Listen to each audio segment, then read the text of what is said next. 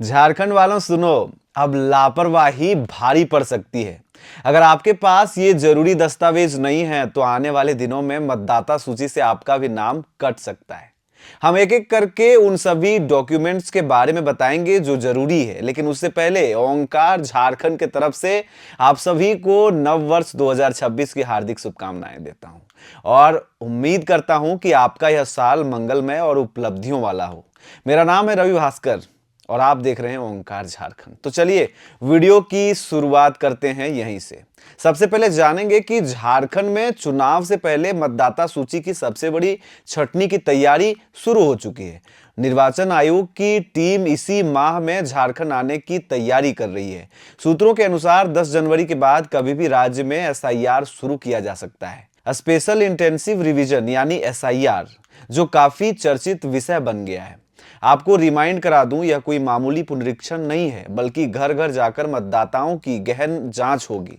और जो लोग इसे अब तक नहीं समझ पाए हैं, उसके लिए मैं आसान भाषा में इसे ऐसे समझाना चाहूंगा कि धान से कंकड़ और खखरी को निकालने की एक संवैधानिक प्रक्रिया, जो फ्रेश चावल की तरह फ्रेश वोटर को निकालने में मदद करती है।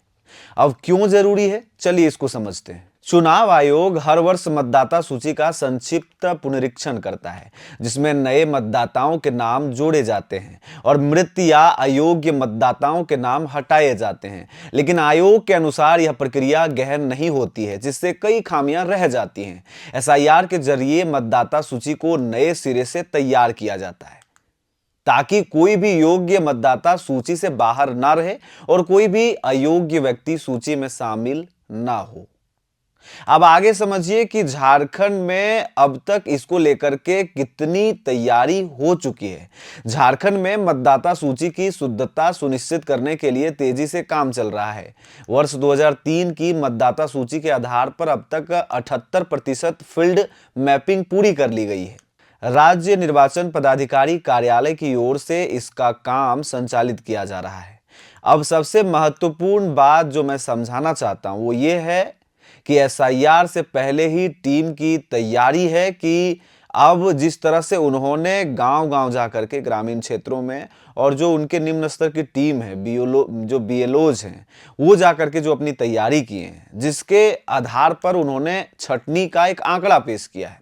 एक काल्पनिक आंकड़े में करीब 12 लाख ऐसे मतदाताओं के नाम चिन्हित किए गए हैं जो या तो मृत पाए गए हैं या लंबे समय से गैर हाजिर हैं या फिर दो अलग अलग स्थानों पर मतदाता सूची में दर्ज हैं। ये वाला लाइन सबसे इंपॉर्टेंट है।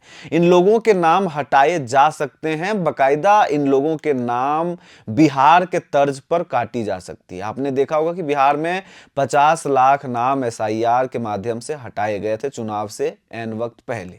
वहां भी बड़ी संख्या में लोग दस्तावेज नहीं दिखा पाए थे और समय पर फॉर्म नहीं भर पाए थे और नतीजा यह हुआ कि उन्हें वोट देने के अधिकार से बेदखल कर दिया गया। अब वही मॉडल झारखंड में लागू होने जा रहा है, इसीलिए मैंने पहले ही आपको सतर्क रहने की चेतावनी दी। बाकी आपका भी नाम ना कट जाए, आपको कैसे इसमें पास होना है इसको समझिए। एसआईआर के तहत बूथ लेवल अधिकारी यानी बीएलओ प्रत्येक घर तक जाएंगे और गणना फॉर्म पहुंचाएंगे। यह फॉर्म सभी मतदाताओं को भरना अनिवार्य होगा, भले ही उनका नाम वर्ष 2003 की मतदाता सूची में दर्ज क्यों ना हो। यदि किसी मतदाता का नाम 2003 की मतदाता सूची में दर्ज नहीं है तो उसे फॉर्म के साथ चुनाव आयोग द्वारा निर्धारित 11 दस्तावेजों में से किसी एक को जमा करना होगा। यानी आपके पास 11 डॉक्यूमेंट में से एक डॉक्यूमेंट अगर अवेलेबल हो जाएगा तो आप इसमें पास हो जाएंगे। चलिए इसको समझते हैं। सुप्रीम कोर्ट के आदेश के अनुसार आधार कार्ड को पहचान पत्र के रूप में दिखाया जा सकता है, लेकिन केवल आधार के आधार पर नागरिकता का दावा नहीं किया जा सकेगा। आधार के साथ सूची में दर्ज किसी अन्य दस्तावेज का होना अनिवार्य होगा। अब ये दस्तावेज कौन से हैं मैं आगे बताऊंगा।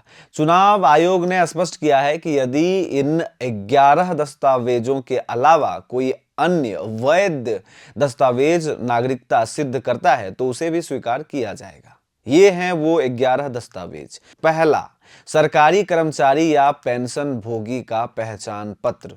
दूसरा, 1 जुलाई 1987 से पहले जारी बैंक डाकघर एलआईसी या स्थानीय प्रशासन का दस्तावेज। तीसरा, जन्म प्रमाण पत्र।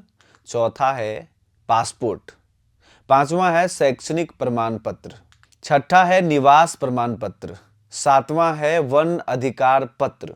आठवां जाति प्रमाण पत्र। नौवां राष्ट्रीय नागरिक रजिस्ट्रेशन वाला पत्र। 10वां है परिवार रजिस्ट्रेशन।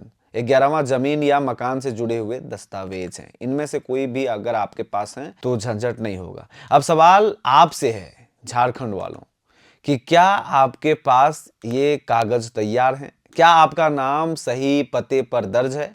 क्या बीएलओ के आने पर आप फॉर्म भर पाएंगे? अगर नहीं तो आज ही संभल जाइए, क्योंकि अपने जन्म प्रमाण पत्र, निवास प्रमाण पत्र, जमीन या मकान के कागज, शैक्षणिक प्रमाण पत्र तथा ये तमाम चीजें जो हैं सब एक जगह रख लीजिए, क्योंकि एसआईआर में एक भी चूक नाम कटने की वजह बन सकती है। याद रखिए, नाम कटेगा तो वोट नहीं डाल पाएंगे आप, और फिर शिकायत का कोई मतलब नहीं रह जाएगा। तो झारखंड में भी कुल मिलाकर के अब टीम आने वाली है, इसलिए ये वीडियो आपके लिए था। आपको क्या कहना है इस विषय में मुझे कमेंट कर सकते हैं।